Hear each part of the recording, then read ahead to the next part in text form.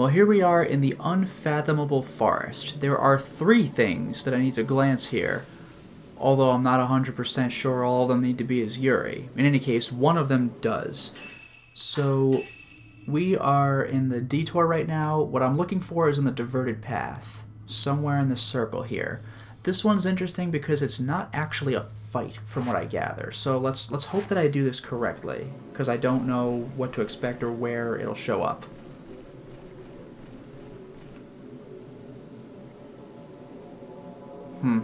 I'll circle around.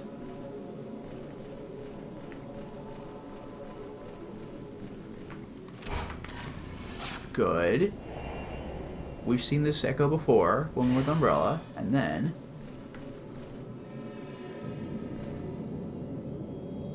the flowers.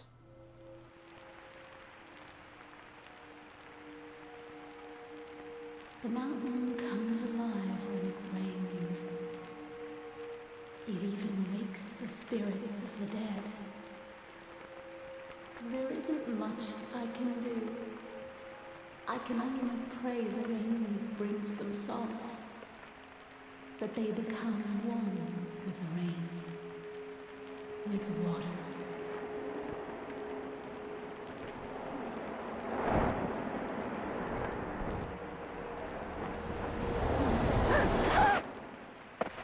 Wow. That's like a corpse party way to die. Like, what the hell? In any case, let's see if we get any more information about this person. Shizuku Mikomori, one of the descendants of the Shrine Maidens. She turns up on rainy days to calm the restless ghosts. Man. Now at this point, we only have 2 more glances in the game, and they are both in the same location. We're in the northwest right now. What we're looking for is northeast, the Clinging Mire. So not here. Yeah, it's just this large area. So is it up here? Is it down there? I guess we'll find out. Now this is tough because I think they might both appear at the same time, so I'll have to really hurry up. And I don't know what to expect. I see the item, but no time for that now.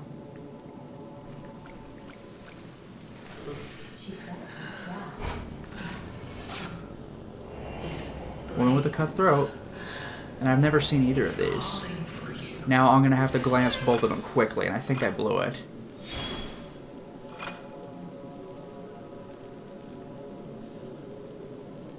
I cannot get out of this, by the way.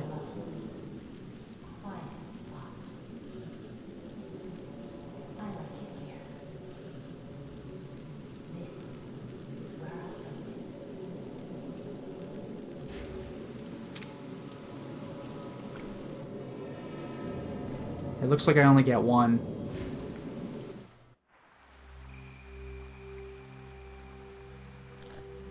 I will glance into your soul. Nobody dies alone. I shall follow you into the next life one day, and I shall take your final thoughts, your feelings with me. All is connected by water. The soul dissolves, and it too returns to the water.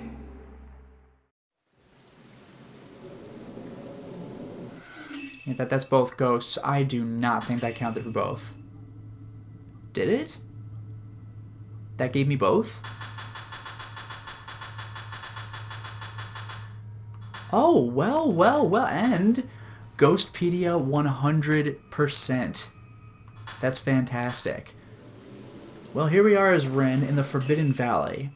I have what I assume to be 5 items to find with them. The first should just be right over here, on the Cherry Blossom Plateau in the Forbidden Valley.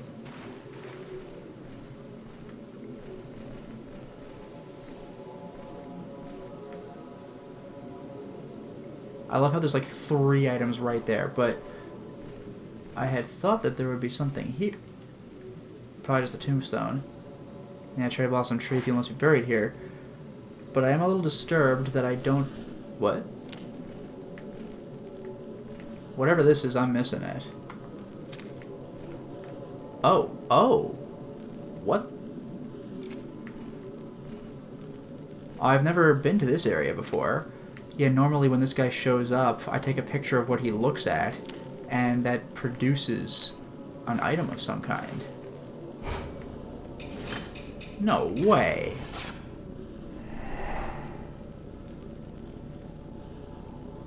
The Forbidden Valley.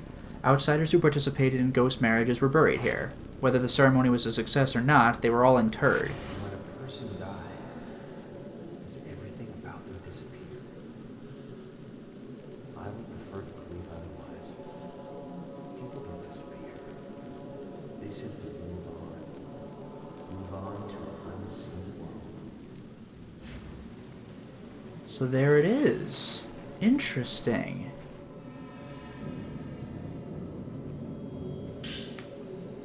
Aso's records 6. And by the way, we have missed his records number 5, but here's 6. What's Dr. Aso trying to say here? What happens to a person's thoughts after they die? If the soul truly exists, then where does it go? To the other world? That world which we cannot see? What if we could perceive that place, that netherworld? What if we could capture an image of the soul itself? Okay. There are 2 pieces of intel I can gather here. The first is appropriately that rear shrine, that rear doll shrine where we got the reward lens. I'm going to go there again, and in doing so I wouldn't be surprised if I could get a Type 0 film. Probably could have done it with Yuri as well. I didn't bother because just leave me alone. Yeah, here we go.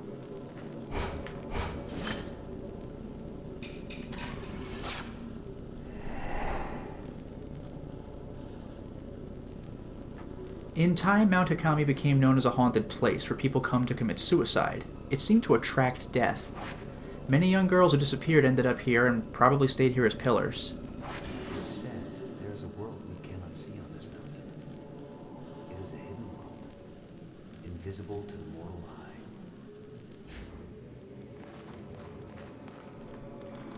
Did I walk right over it? Or is he messing with me?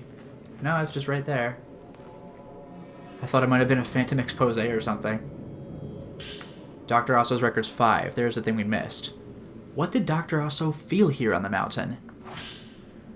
A mountain whence none return alive. I shall surely never see such beauty again. Must I die alone? When a person dies, do they just disappear? I do not believe so. I believe they simply move on to a world unseen. Here they talk of such a place, a world invisible to the human eye. The netherworld. Man, with this guy, it is intrigue and more intrigue. And here we are.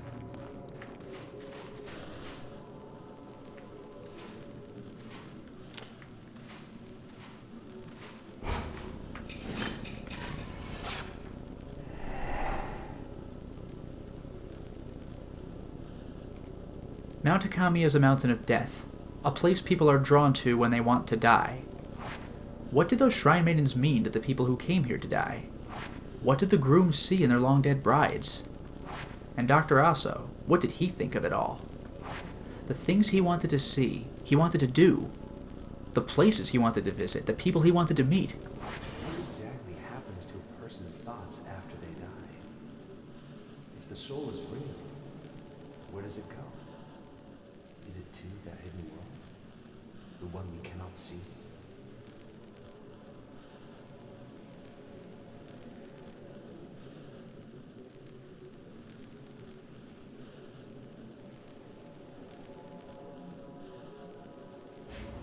That was a weird, overly long pan, but then, the last of Dr. Aso's notes.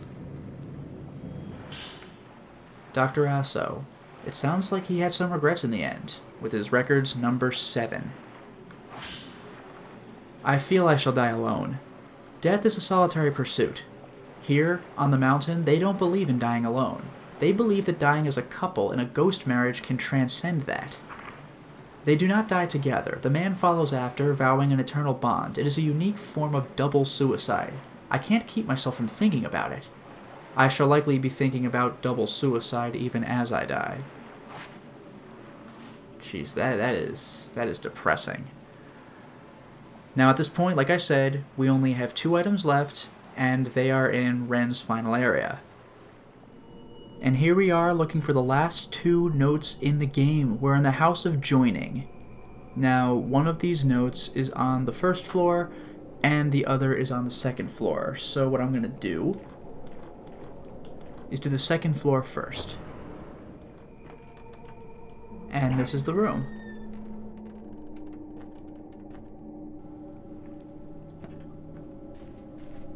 Bingo. Water Design Journal 8. The last one. A small notebook has been placed on a cushion. I knew as soon as we touched. He was worried that he would live and die alone. When I survived all alone, I thought the same thing. I can't imagine a greater pain. I wanted to tell him he wouldn't die alone. Here on the mountain, we are all one within the water. But I felt that if I said that, he would know my deepest desire. Interesting. Okay, buddies.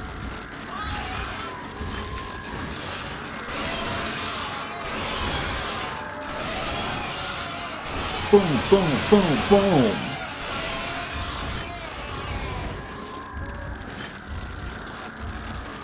Didn't kill either of them, but it's really satisfying.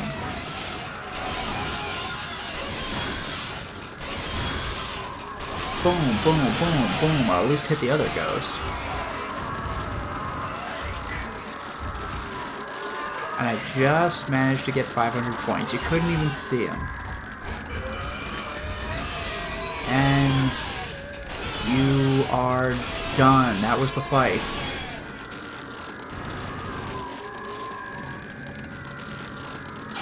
Boom. Bonus 500 points times 2. Like it was nothing.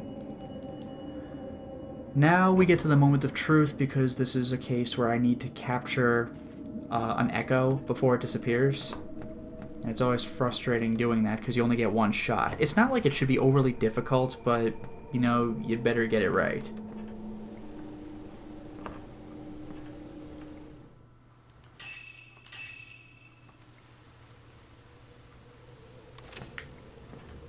Yeah, I don't think you could even capture her anyway. So, here's the room.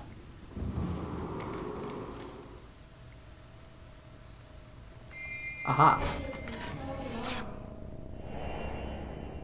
Girl in a white kimono. Got her. That wasn't so hard. She really gives you the chance. And then taking her picture gives you the last note in the game. At least the last one I missed. Shiragiku's Journal 4. This must be the white-haired girl's journal. Has she been waiting all this time as well? On Mount Kagure, the pillar chooses her partner.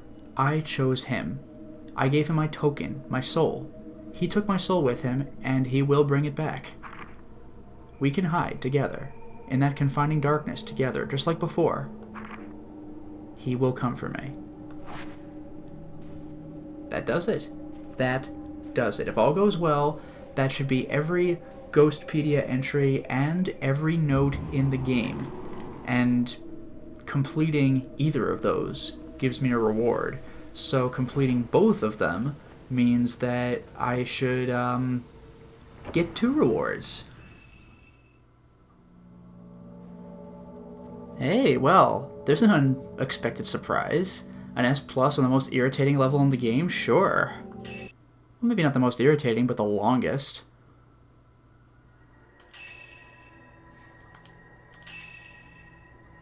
Voice lens. C lens. What are those? I don't even know. So let's find out real quick. C lens. A lens that will one-shot if the thing is in a glance state and glowing a pale white.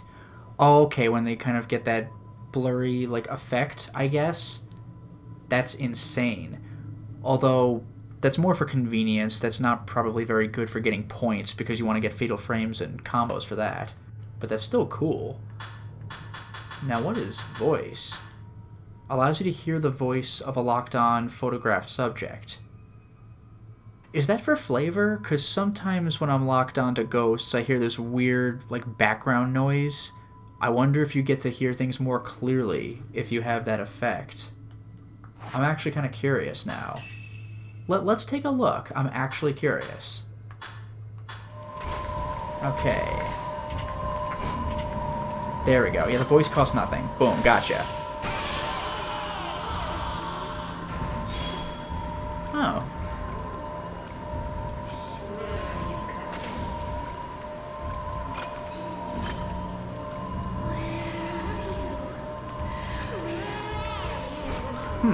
So I guess this is the stuff you could kind of hear anyway, but now they actually give you subtitles. Now, even though this is probably going to backfire horribly on me, I'll try the C lens. I don't have high hopes for it working, because, like, I need the ghost to be in this state where they get all flashy like that. Like, of course I could glance her now, because I actually killed her. Yeah, see? But when a ghost is doing that, even if the fight's not over, then that's something. Yeah, it would definitely be cool to try this voice lens out on every enemy in the game, including especially the tall woman, because I just can't get enough of, like, wondering what the hell is going on with her. Although I get the feeling she'll be just as vague there as she would anywhere else. Like, you won't escape, blah, blah, blah. Oh. Oh, that's cool. Just fight's over. There's the C lens. That's pretty amazing. Well, I discovered two things. The first is that while the tall woman first does appear in Chapter 5, you play as Ren, and he does not have lenses. He can only do that 4-shot thing. He can't use the voice lens, so that was a dud. My second attempt was to go to the Shrine of the Ephemeral in Chapter 6, where she just didn't show up, where she first did when I first fought her. So now here I am in Chapter 7, where let's hope she shows up where Ren fought her, by this tree. You're not the tall woman. Wait. You're the tall woman. Now what do you have to say?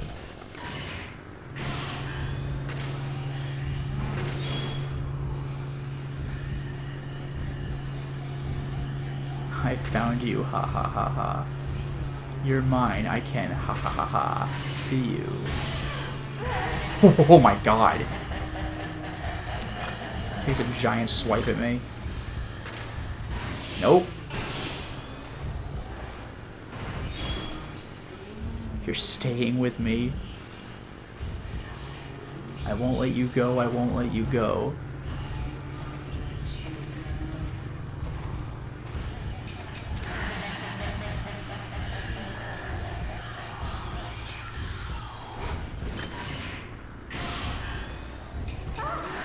God, that's scary.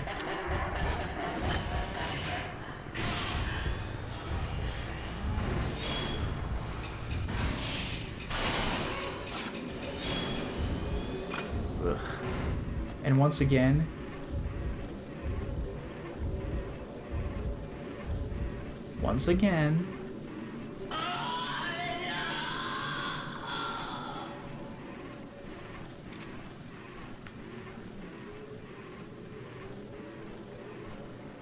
there's no glancing. You know, it's just, I found you, I won't let you go, and whenever she shows up as an echo, you won't escape. Tall Woman is creepy, and I like how I'm still getting the voice stuff because the lens is still in effect, even though the ghost herself is gone. In any case, this is a freaking cool game, and I'm happy I played it. Well, we have done it. We have beaten Fatal Frame, or in this case, Project Zero, Maiden of Blackwater. This game was a lot of fun, and I have to say it was really satisfying to see a Fatal Frame game finally in HD. It looked gorgeous. The characters looked gorgeous, the ghosts looked gorgeous, the environments were gorgeous. This game was some eye candy because every other Fatal Frame game has been in standard definition on the PS2, original Xbox, or the Nintendo Wii, so it definitely feels good to see this series go into the next generation. And the gameplay, in terms of combat, was improved as well. You can have it be just as good as ever, like the way I played it, where you move the right stick to aim and then you press the button to fire, but you can also have one-to-one tablet movement so you can really freely control the flow of combat. I didn't opt for that because you don't see as much of your heads-up display on the screen, but it is an option and it's really cool to do. I will say movement controls felt a bit like a step back. I think your run speed might have been actually a little faster than previous Fatal Frame games, which is great, but maneuvering took a bit of a hit. Your characters don't really like to suddenly change direction or do a 180.